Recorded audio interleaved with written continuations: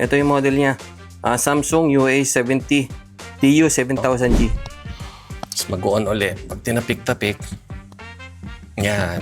Okay, saglit lang yun. Saglit na liliwanag yung screen. Ito, isolate natin yung side dito sa may kaliwa ko. Tingnan natin kung anong mangyayari. Okay, tingnan natin yung isolation. Oy, lumabas yung picture. Nagkaroon siya ng picture, pero parang naka-grayscale. Mag-gray siya. Hindi siya kompleto. Pangit yung kulay.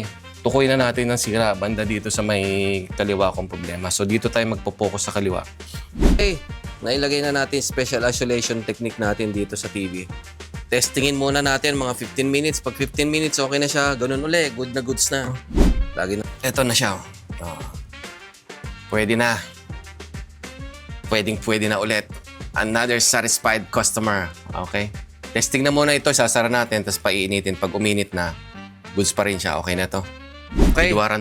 Pwede na uli. 70 inches ito. Samsung. Pwede na. Ikabit na natin. Under warranty naman ito. Thank you.